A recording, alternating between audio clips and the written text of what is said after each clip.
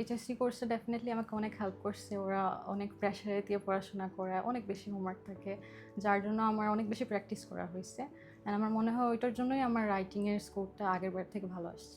Band 8 পাওয়ার সব IELTS test টেকারের একটা স্বপ্ন থাকেন, এবং রিসেন্টলি আমাদের যকৃত শিক্ষার্থী রামসান চৌধুরী তিনি এই অসাধারণ অর্জনটা করেছেন, এবং আজকে ওনার কাছে জানতে চাইবো যে ওনার এক্সপিরিয়েন্স কেমন ছিল বা তিনি কীভাবে এই প্রিপারেশনটা নিয়েছিলেন, এবং ওভারঅল ওনার যে হেক্সাসের সাথে পথ চলা সেটা আমরা ওনার কাছে জানবো। ধন্যবাদ আমাদের সাথে জয়েন করার জন্য। সো আপনার পরিচয়টা এবং আপনার স্কোর কীভাবে পেলেন সেটা একটা ব্রিফ আইডিয়া দেন। আচ্ছা, আমার নাম রামিসা চৌধুরী। আমি জুলাই 15-তে আমার আইএলটিএস এক্সামটা দিলাম। আমার ওভারঅল ব্যান্ড স্কোর 8 আসছে। আর ইন্ডিভিজুয়ালি যদি বলি, লিসেনিংয়ে 8.5, রিডিংয়ে 8, আর রাইটিংয়ে 7, আর স্পিকিংয়ে 7.5 আসছে। সো আপনার হেক্সাসের সাথে প্রথম পথ চলা কীভাবে শুরু হয়েছিল? আমি 2024-এ ক্রাশ কোর্স দিয়ে স্টার্ট করেছিলাম। তখন কাশিম স্যার আর ফাবি হামেমের সাথে আন্ডারে পড়াশোনা করছি। তখন 1 মাসের কোর্স ছিল, খুব সুন্দর করে ওরা সব মডিউলই ভালো করে বুঝাইছেন বা পড়তে পারছি ওইভাবে। তারপর আমি এক্সামটা নিয়ে নিছিলাম। তখন আমার স্কোর ওভারঅল 7.5 ছিল। তারপর থেকেই ইচ্ছা ছিল যে 8টা আসার জন্য আরেকটু প্রিপারেশন নিলাম। একটু গ্যাপ নিয়ে তারপর একটা এক্সাম দিলাম and then চলে আসছি। ওকে, সো দেন আপনি আই থিঙ্ক এগেইন একটা কোর্স করেছিলেন রিসেন্টলি, সো ওইটা কখন শুরু করেছিলেন? এইচআইসি কোর্সটা আমি জুলাইয়ের প্রথম দিকেই স্টার্ট করছিলাম। তো আমার প্ল্যান ছিল যে একটু প্র্যাকটিস করে যদি দিয়ে দিই তাহলে হয়তো আমার চলে আসবে। লাস্ট টাইম থেকে আমি আইডেন্টিফাই করছি যে আমার কী কী ভুল হতে পারে, কোন জায়গায় আমি কম পাচ্ছি, ওইগুলো নিয়ে বেশি ওয়ার্ক করছি। এইচএসসি কোর্সে ডেফিনেটলি আমাকে অনেক হেল্প করছে। ওরা অনেক প্রেশারে দিয়ে পড়াশোনা করায়, অনেক বেশি হোমওয়ার্ক থাকে, যার জন্য আমার অনেক বেশি প্র্যাকটিস করা হয়েছে। অ্যান্ড আমার মনে হয় ওইটার জন্যই আমার রাইটিংয়ের স্কোরটা আগের বার থেকে ভালো আসছে।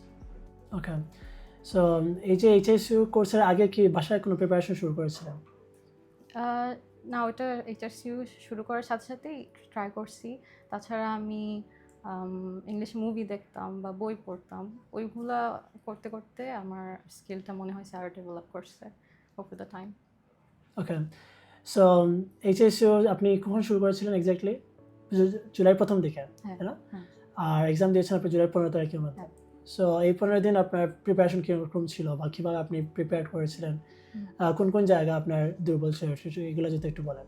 হ্যাঁ, আমি বলতে চাই যে আমি হেক্সাসে আমি অনেকগুলো মক দিয়েছি, 3টা মক দিয়েছি।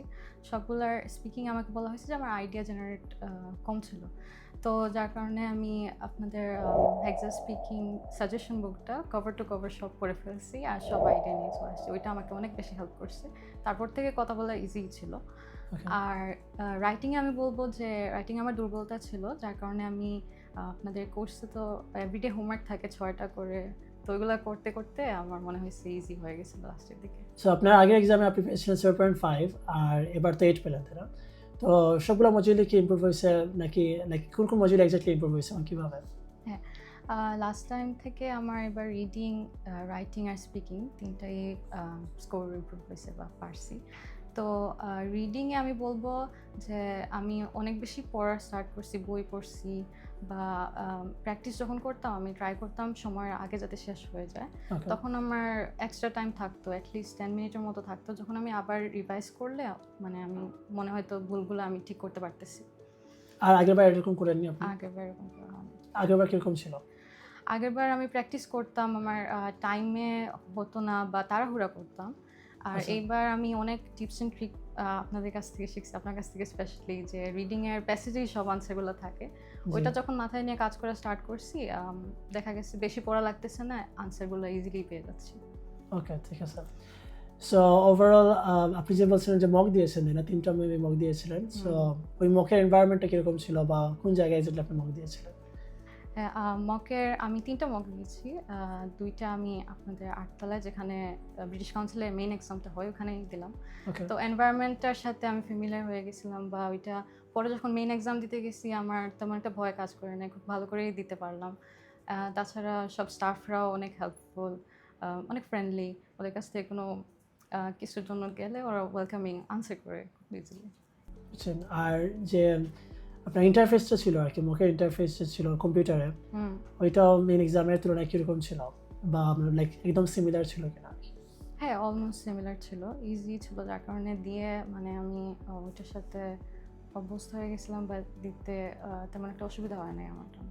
ওকে, সো হ্যাঁ, আরেকটা যে মক আপনি দিয়েছিলেন বলছিলেন যে 2টা উপর মানে 8 তলায় দিয়েছেন, আর আরেকটা মকের এক্সপিরিয়েন্স কিরকম ছিল? হ্যাঁ, একটা 5 তলায় আমি মকটা দিয়েছি। এনভায়রনমেন্টটা 8 তলার মতোই সিমিলার ছিল, তেমন একটা ডিফারেন্সেস ছিল না। আর কোয়েশ্চেন কোয়ালিটিও ভালো বা এনভায়রনমেন্টটাও খুব ভালো করে মেনটেন করা ছিল। ওকে, আচ্ছা, আর মকের যে স্কোর যেটা, এটা আপনাকে কি মোটিভেট করে নাকি ডিমোটিভেট করে আপনার মেইন এক্সামের জন্য? ওয়েল, মকে আমি 3টাই মক দিয়েছি, 3টাই আমার ওভারঅল ব্যান্ড 7 আসছে। ওকে, তো আশা করে আমি ভাবতেছিলাম হয়তো বা 7.5 নিয়ে আসতে পারবো, এর বেশি পারবো না। ইনফ্যাক্ট ওইটা আসলে আমাকে আরও বেশি পুশ করছে যে আমি আরও প্র্যাকটিস করতে হবে যদি আমার 8 পাইতে হয়। লাস্টের দিকে আমি অনেক পড়াশোনা করছি, দিনরাত পড়তেছিলাম, অ্যান্ড দেন Okay. ফাইনালি আসছে। সো ডেফিনেটলি ভালো ছিল। আচ্ছা, সো অনেকেই আছে এরকম যে তারা ধরেন 2বার এক্সাম দেওয়া লাগে এবং তারা অবভিয়াসলি চায় যে প্রথমবার চাইতে সেকেন্ড বার যাতে আরো ভালো হয়। হুম। সো তাদেরকে আপনি কি পরামর্শ দেবেন? হ্যাঁ, অবশ্যই। লাস্ট টাইম থেকে আপনি বেশি এক্সপিরিয়েন্সড। আপনার ভুল কোন জায়গায় ওগুলো সব আইডেন্টিফাই করে ওগুলো নিয়ে কাজ করলে আপনার জন্য ইজি আরও ইমপ্রুভ করা, আমার কাছে মনে হয় এটা। ওকে, আর কিভাবে লাইক সেটা তারা পসিবল করতে পারে? ফর এক্সাম্পল রাইটিং এর ক্ষেত্রে তারা কিভাবে আরো 0.5 বাড়াতে পারে? কি মনে হয়? আপনি তো বাড়াইছেন তাই না 0.5? হুম। সেটা কিভাবে করেছেন আপনি? ওয়েল, আমি বলবো যে লাস্ট টাইম আমি রাইটিং নিজে লিখতাম না তেমন একটা, পড়তাম বেশি। আচ্ছা, বাট এইবার এইচএসসি জয়েন করার জন্য আমার অনেক বেশি লেখা হয়েছে। ওকে, ওই লেখা থেকে আমি ভুলগুলা বের হয়েছে বেশি, বা বুঝতেছিলাম যে কোথায় গিয়ে আমি আটকাচ্ছি, ওইটা কীভাবে ইমপ্রুভ করা যায়, ওইভাবে তারা বাড়বে। ওকে, ভেরি গুড। সো ওভারঅল আপনার হেক্সাসের সাথে যে এই যে এক্সপেরিয়েন্সটা প্লাস আপনি গতবার 7.5 পেয়েছিলেন, এবার 8 পেলেন, তাই না? সো অবভিয়াসলি আপনার ড্রিম স্কোর। সো এটার লাইক অনুভূতিটা কিরকম ছিল? হ্যাঁ, লাস্ট টাইম আমি বলবো আমার বেশি ইচ্ছে ছিল যে 8 আসবে, বা ওই জন্য আমি প্রিপারেশন নিচ্ছিলাম। তারপর যখন আসে নাই আমার অনেক মন খারাপ হয়ে গেছিলো, কিন্তু এইবার আমি অনেক স্ট্রেস ফ্রি হয়ে ঠান্ডা মাথায় এক্সামটা দিছি, যেহেতু সব মডিউলে আমার কাছে মনে হয়েছে এক্সামটা কনসেন্ট্রেশন লাগে, ঠান্ডা মাথায় দিলে ভালোই হয়। আর সো কোনো প্রেশার না নিয়ে দেওয়াটাই বেস্ট আইডিয়া। হ্যাঁ, ওকে, মানে আমার কাছে মনে হয়েছে যে যখন পড়তেছেন প্র্যাকটিসের মধ্যেই এক্সামটা দিয়ে দেওয়া বেস্ট, হ্যাঁ, তখন ভালো স্কোর আসে। জি। আর আপনি তো এইচএসসি মেবি শেষ করেননি, তাই না? এইচএসসি শেষ হওয়ার আগেই দিয়ে দিয়েছেন। হ্যাঁ, বাট যতদিনই আমি করছি আমি খুব পরিশ্রম করছি, পড়াশোনা করছি, বুঝছি। যার কারণে আসছে।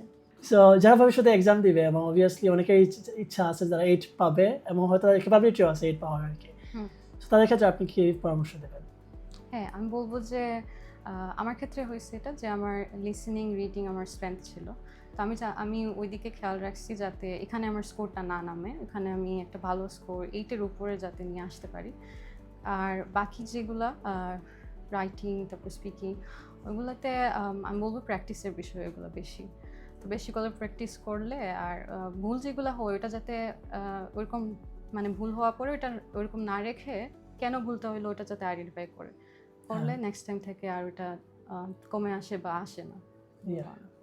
সো তার মানে মেইন কথা হলো যে আপনি ভুল নিয়ে কাজ করবেন এবং স্ট্রং জোন নিয়ে কাজ করবেন। হ্যাঁ। আর যেটা মোটামুটি লাইক চেষ্টা করে হচ্ছে না, এটা মেনটেন করার চেষ্টা করবেন। Right. Okay, thank you. আপনার আই থিঙ্ক এই এক্সপিরিয়েন্স থেকে অনেকের শেখার কিছু আছে এবং আপনার অনুভূতিটা শেয়ার করার জন্য ধন্যবাদ। Thank you.